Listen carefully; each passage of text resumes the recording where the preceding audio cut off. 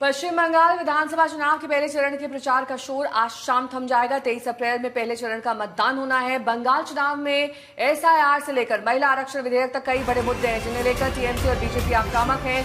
BJP को भरोसा है कि इस बार प्रदेश में बदलाव होगा। इन्हीं मुद्दों पर केंद्रीय मंत्री धर्मेंद्र प्रधान से बात की मेरी सहयोगी श्वेता सिंह ने। बंगाल में पिछली बार के चुनावों में जो सबसे कठिन सीट थी, वो जिनकी देखरेख में भारतीय जनता पार्टी ने जीती थी, और इस बार एक बार फिर वो जो सबसे कठिन क्षेत्र है जहां पर भारतीय जनता पार्टी सोच रही है कि अपनी बढ़त बनाएगी। धर्मेंद्र प्रधान जी हमारे साथ हैं। इस बार कितने आश्वस्त हैं आप पश्चिम बंगाल को लेकर? बंगाल में इस बार बीजेपी की सरकार बनते जा रही है। यहाँ की ममता बनर्जी जी की सरकार के प्रति लोगों की काफी असंतोष है, काफी नाराजगी है। उन्होंने लोगों को एक प्रकार से धोखा दिया है, ऐसा लोगों के मन में आ रहा है। ये एक एंटी इनकम्बेंसी दिख रहा है, इसकी फायदा भारतीय जनता पार्टी को मिलने वाला है। उसके अलावा हमने जो प्रोग्राम लाया है, हमने जो सोनार बंगला बनाने के लिए जो हम लोगों ने जिम्मेवारी लिया है, जो घोषणा किया है, उसके ऊपर लोगों की भरोसा बन रही है। सर, पर जैसे अगर हम एक महिलाओं को लेकर ही उनकी स्कीम को देख लें, लक्ष्मी भंडार को लेकर जो है 1500, आप लोग कहते हैं 3000, पर क्या ये मैसेज महिलाओं तक पहुंचा है ग्राउंड? महिलाओं के पास ये मैसेज पहुंचे। सबसे महिलाओं की बंगाल में महिलाओं को पूछोते कि मुद्दा है सुरक्षा। यहाँ आरजीकर, दुर्गापुर और संदेश खाली, ये सब इन दिनों में अनेक घटना ऐसे और भी गिनाया जा सकता है। इन दिनों में ये घटना सब महिलाओं के मन में एकदम एक रेखांकित किया है, उनको कष्ट दिया है। इसी के ऊपर लोग चिंतित थे। उसके अलावा विशेष करके जो नई पीढ़ी की युवतियां हैं, उनकी भविष्य की सुरक्षा, अर्थनैतिक सुरक्षा, उनकी एम्पावरमेंट, उनकी नौकरी, उनकी चाकरी, ये मुद्दा बना हुआ है। महिलाओं में सबसे कम विश्वसनीयता तृणमूल की इन दिनों में है। सर, नंदीग्राम पिछली बार ही बहुत कठिन लग रहा था, लेकिन वहां पर शुभेंदु अधिकारी जीते। इस बार भवानीपुर से भी वो चुनाव लड़ रहे हैं और नंदीग्राम से भी। भवानीपुर तो ममता का दोनों जगह पे देखो, ऐसा नहीं, भवानीपुर में हमने कभी 2019 की लोकसभा में उस विधानसभा को हमने जीता भी है जी। वहाँ लोगों की नाराजगी है, एक संतरास के कारण, भय के कारण लोग वोट दे देते थे। इस बार नंदीग्राम और भवानीपुर दोनों जगह पे शुभेंदु जी का विजय होगा।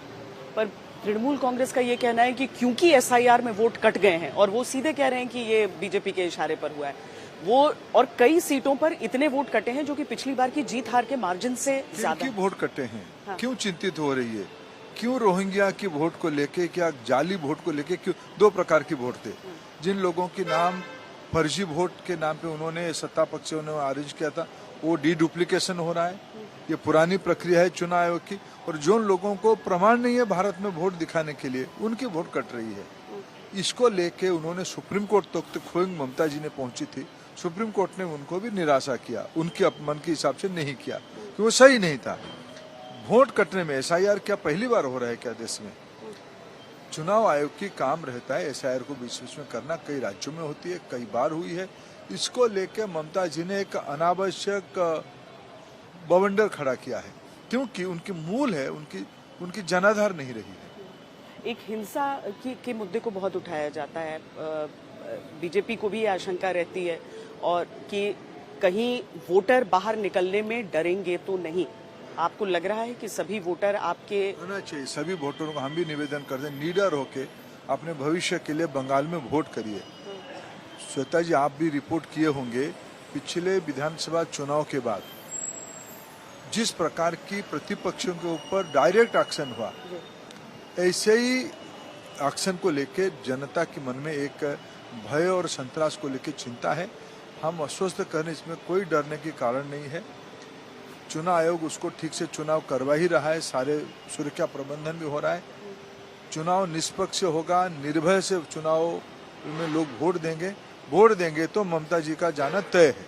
महिला आरक्षण बिल लोगों तक ले जाने का प्रयास आप लोग कर रहे हैं कि? देखिए, विषय महिला आरक्षण का विषय में कांग्रेस पार्टी और उनकी तमाम कुनबे, टीएमसी जैसे पार्टियों को मिला के ये सब समय में महिलाओं के लिए घड़ियालू आंसू बहाए हैं।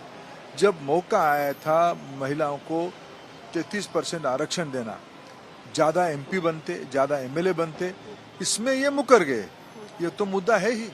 पर डेटा कहता है कि महिलाएं अभी तक तो तृणमूल कांग्रेस को, ममता बनर्जी को खुलकर वोट डालती है बंगाल? 2,33,00,000 वोट हमको मिलता है, 2,70,00,000 उनको वोट मिलता है। क्या हमको सिर्फ पुरुष वोट देते हैं? ये एक भ्रमात्मक तथ्य है। दोनों की वोट दोनों को मिलता है। इस बार दोनों की वोट हमको ज्यादा मिलेगा। सबसे बड़ा क्या एडवांटेज है इस बार? क्यों बीजेपी को चुनेगी बंगाल की जनता आपको लगता है? बंगाल के नौजवानों के मन में जो चाकरी को लेकर चिंता है, सुरक्षा को लेकर चिंता है, जो किसानों की चिंता है, जो स्वास्थ्य सेवा खराब हो चुकी है, जो शिक्षा व्यवस्था खराब हो चुकी है, विशेष करके ममता जी चाहती हैं कि बंगाल की अधिकार, बंगालियों की अधिकार बांग्लादेशी रोहिंग्या को दे दिया जाए। इसके ऊपर लोगों की घुसपैठियों के ऊपर जो हिंदुओं के मन में नाराजगी इसी विषय पे है। सर बहुत धन्यवाद हमसे बात करने के लिए। नमस्कार। धर्मेंद्र प्रधान जी जो कि यहाँ पर एक मुश्किल मिशन को लेकर आए हैं, उनको वो आश्वस्त हैं कि नंदीग्राम और भवानीपुर दोनों में तृणमूल की हार होगी, यानी शुभेंदु अधिकारी की जीत होगी और तृणमूल कांग्रेस की जगह अब बंगाल की जनता बीजेपी की तरफ झुकाव उनका रहेगा, क्योंकि वो एक सुरक्षित माहौल चाहते हैं। कैमरा पर्सन हितेश कुमार और सैयद मोहसिन के साथ श्वेता सिंह, कोलकाता आज।